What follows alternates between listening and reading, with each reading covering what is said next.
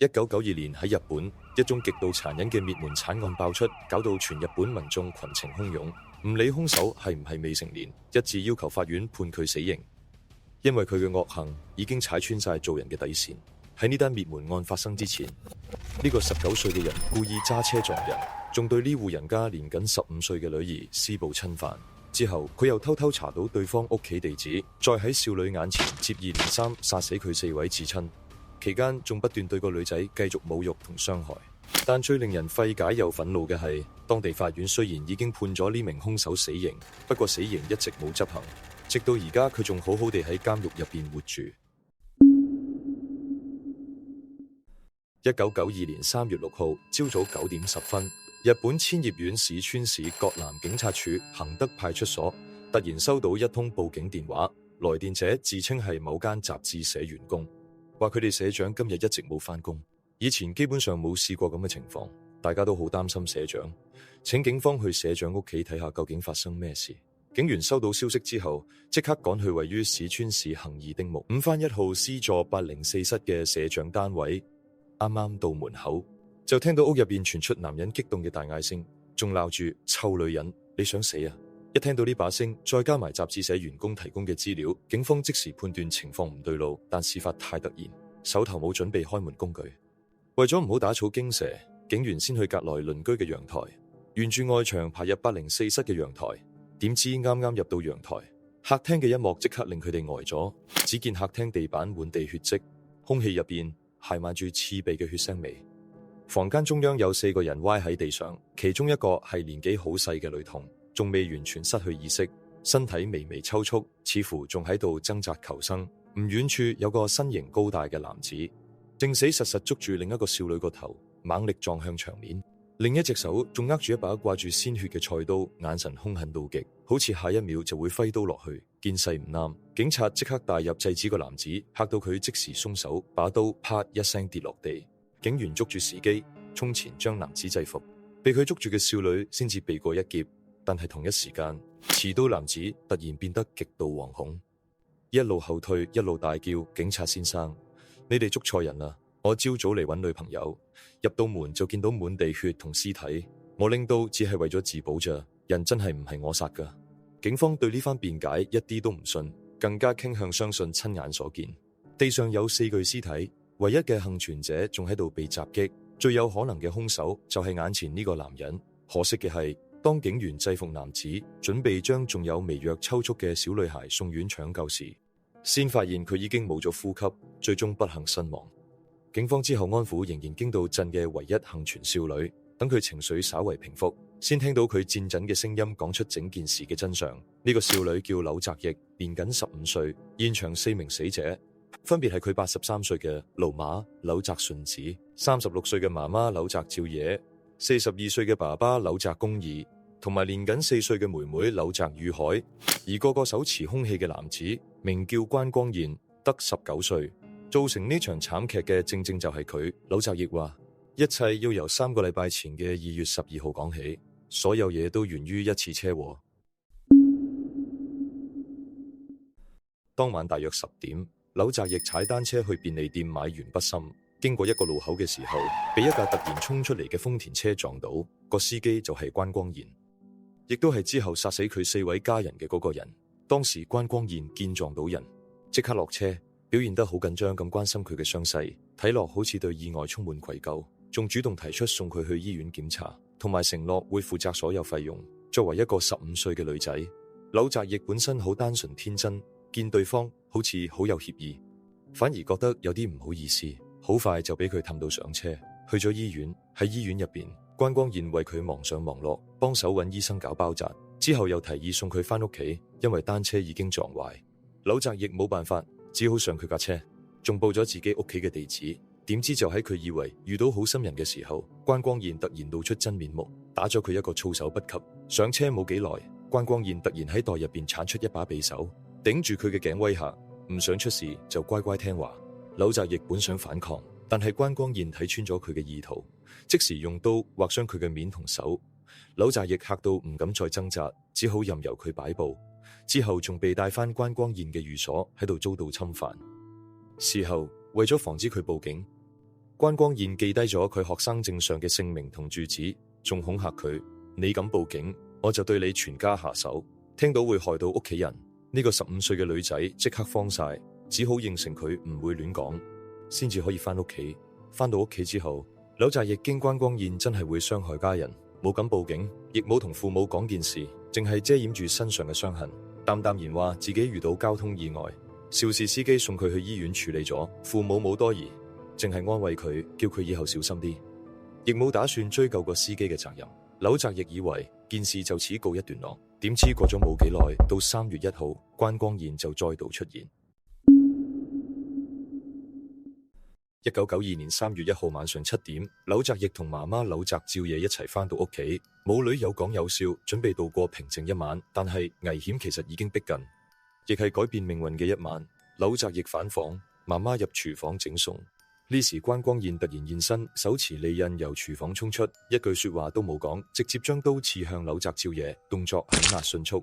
柳澤照夜當場報告到失去生命跡象，聽到廚房異響，柳澤亦急忙出去睇，一眼就見到噩夢中嗰張面孔，佢手上把刀同埋倒臥血泊嘅媽媽，確定對方揾上門仲害死母親。柳澤亦當場嚇暈，關光彥冇因此收手，反而刮醒佢，仲強迫佢一齊將媽媽遺體抬去陽台，再把地板血跡抹乾淨。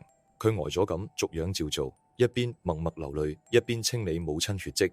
關光彥就喺旁邊不時發出作嘔嘅笑聲。約半個鐘後，屋內血跡清理好，情緒未平復之際，上幼稚園嘅妹妹柳澤宇海啱啱放學返屋企，為咗保護妹妹，柳澤亦唔敢輕舉妄動。年幼嘅宇海對異樣渾然不覺，只見姐姐面上掛住眼淚，身邊仲企住個唔識嘅大哥哥，因為肚餓就喺客廳嘅台邊養住要食嘢。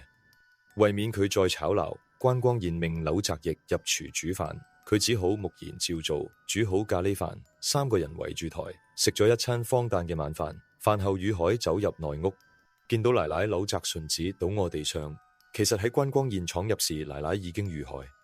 年幼嘅佢以為奶奶瞓覺，天真咁喺旁邊瞓低。此時關光彥開始逼問家中存摺喺邊，柳澤亦答屋企財務由爸爸柳澤公義掌握，佢唔清楚。呢個答案令關光彥失望兼惱怒，喺怒氣驅使之下，再次對柳澤亦施暴。正當佢行兇之際，大門突然打開，爸爸柳澤公義返到屋企。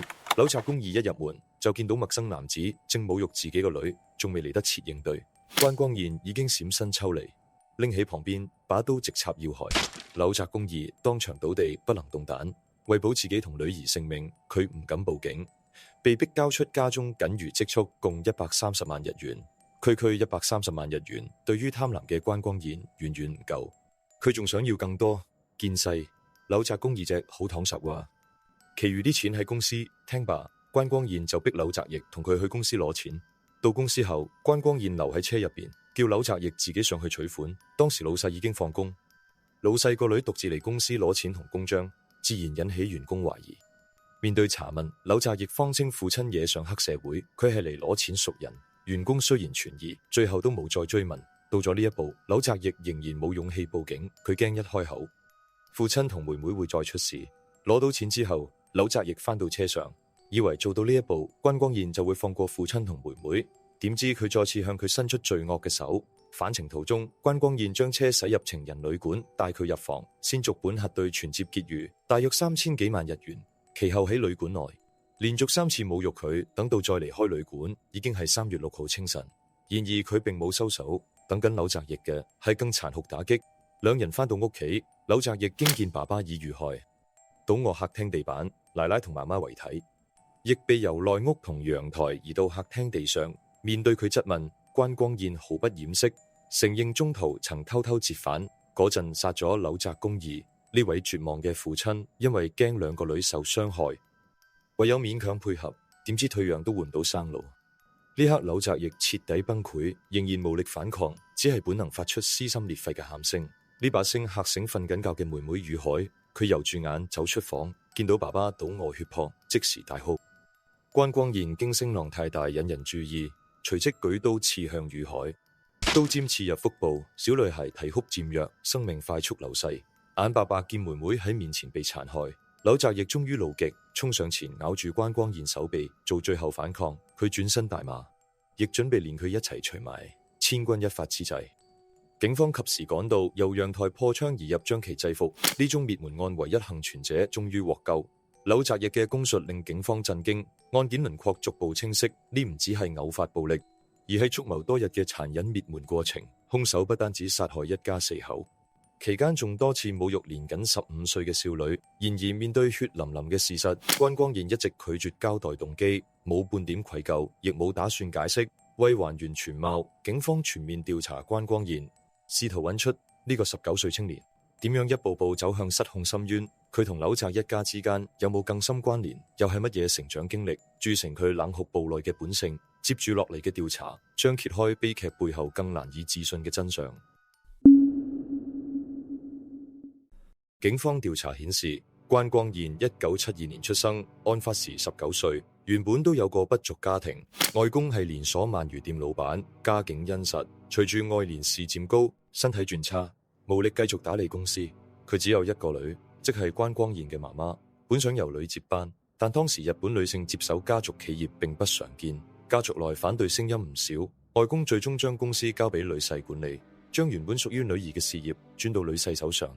估唔到女婿係個徹頭徹尾嘅敗家仔，賭馬酗酒乜都做，仲會對太太施以家暴。關光彥細個多次目擊父親打媽，甚至按住佢頭落浴缸，幾乎出人命。接手公司後，父親婚內出軌，同陪酒女維持不正當關係。為到滿足對方高消費，唔單止賣車，仲將外公苦心創辦公司抵押，向高利貸借錢。家庭事業一路沉淪，媽媽忍無可忍提出離婚，帶住年幼關光彥返娘家，想重新開始。其後父親負債累累，欠下1億日元巨債，當中唔少係黑社會，長期上門追數，場面一度混亂。見勢色唔啱，陪酒女即刻抽身走人。更離譜嘅係，父親厚臉皮指向前妻同外父，同討債人講：我以前老豆家有錢，要錢去揾佢哋。討債人真係照住地址上門，揾到關光彥母子，連埋外公見女兒同外孫受騷擾，心痛之餘，最終掏出一生積蓄替呢個唔成器嘅前女婿還債。錢一洗清，外公再無力繼續接濟，關光彥母子生活直插谷底，捉襟見肘。原生家庭陰影之下，關光彥自細性格孤僻，好唔容易升中，又因內向被孤立。中學畢業試前，不幸俾大貨車撞到入院，因為手術錯過升高中考試，唯有靠棒球天賦，勉強入到偏遠私校。喺嗰度，佢慢慢同社會混混打交道，扭曲偏執同攻擊性被激發。期間拍拖，女友家長聽聞佢係小混混，即刻禁止來往，仲將女兒送返鄉下。關光彥聞信火遮眼，拎刀衝入對方屋企，架刀喺兩路頸上，逼問女友下落。女方父母當然唔屈服，周旋之餘報警。佢以非法持有管制刀具被捕，亦因此被高中開除，變成無所事事嘅街頭阿飛。母親教亦都教唔入，仲被佢動粗。無奈之下，只好送佢去外公鰻魚店做學徒，希望學好。喺店做學徒，每月只得幾萬日元，滿足唔到佢嘅奢侈慾。某晚打烊嘅時候，佢偷走當日全部營收，共120萬日元。外公調監控，周出竊賊，正係外孫，又氣又心寒。本想當晚叫佢返屋企教訓，但因為年老血壓上升，食藥休息咗。關光彥返到屋企，見外公獨自在房休養，非但冇愧疚，反起歹念，無預警衝前重踢一腳，直中面部，導致左眼失明，面部多處骨折重傷。之後外公將佢趕走，佢再同混混埋一齊。1991年8月，喺船橋市一間菲律賓酒吧識咗陪酒小姐，兩人閃電拍拖同居。呢段跨國戀，女方以為遇到真愛，但1年工作簽證期滿要返菲律賓。因80年代中期日本泡沫經濟下夜場暴增，政府大量向菲律賓女子發所謂藝術交流簽證，1年期免稅，每年高峰輸出大約7萬人，期滿多要返國。因本地男士少有願意娶，出乎意料，關光彥表現得好專情，千里追到菲律賓同佢結婚，女方感動懷孕，諗住生下小朋友。實際上關光彥冇打算好好過日子，喺菲律賓辦嘅結婚證日本不承認，冇耐用花言巧語氹太太留當地安胎，自己返日本。女方以為丈夫好快會返嚟團聚，殊不知佢唔單止拋下妻兒，返到日本更犯下連串惡行。1991年9月開車被人別停，佢落車砸碎對方車窗，再將司機毒打。同年11月，因後車開遠光燈截停對方拉落車暴打。12月，有司機唔小心碌撐佢車燈，佢衝入人哋車內，以匕首連捅數下，對方重傷。1992年2月6號，佢喺同一間菲律賓酒吧結識2名新到女子，迅速扮成男朋友咁親熱，其後提議兜風，對方應承兜風之後強行帶返公寓。2日內日日拳打腳踢同施暴，2名女子被折磨得不成人形。第3朝佢外出時，2人逃返酒吧，向經理講明遭禁錮施暴。經理震怒，聯絡黑社會教訓佢，俾5大3粗嘅人上門。關光彥縮喺屋企唔敢出，對方落到樓下，將佢架車窗砸碎，先揚長而去。見人走咗，佢先趁夜將車揸去維修換玻璃。返程路上滿腹怨氣，恨透砸車嘅黑社會。但欺善怕惡嘅本性令佢唔敢報復，只好自己生悶氣。啱啱其時，佢喺路邊見到衣着性感女子，欲火即變欲火，停車上前搭訕，對方直情唔理，佢即時暴怒，將對黑社會出唔到嘅氣全發洩喺女子身上，拉開車門扯住對方頭髮，拳頭密集落面，打到滿面鮮血，鼻梁骨亦都打斷。之後無視哀求，將女子塞入車，連夜帶返公寓，再度施暴，最後丟喺郊外。可見黑社會強大壓力，已令呢個自許流氓嘅少年亂晒陣，無力反抗，唯有禍害無辜。女子報警之後，關光彥被帶返警署，佢唔單止冇道歉，仲話係對方勾引，不知何故佢無被羈押。返到屋企又俾埋伏嘅黑社會打至面青鼻腫，為免再挨打，仲要頂住雙面去巴結老大。對方開條件，1個月內賠300萬入園，做唔到就斬右手。為揾錢，佢日日喺街頭遊走。就喺嗰陣見到柳澤翼，並故意撞人同施暴。原本冇打算再揾佢，直到3星期之後，期限將至，佢先驚起呢一步直接引起滅門慘案。放走柳澤翼之後，佢四圍打聽，揾到柳澤一家地址，知道爸爸係公司社長，家庭富裕，於是打算喺柳澤家搶300萬去平黑社會嗰邊。主意一定。3月5號下晝約5點，佢按響柳澤家門鐘，應門嘅係奶奶柳澤順子。關光彥冒稱物業人員上門檢查煤氣喉，老人家以為係管理處，就開門放人入屋，入門即露凶相，將佢推倒在地，以刀抵胸，逼問存摺位置。柳澤順子堅拒，並大叫救命，堅其不從。關光彥扯過旁邊電線，硬生生勒死咗佢，再將遺體拖入內屋，自己坐喺客廳，靜等其餘家人返嚟。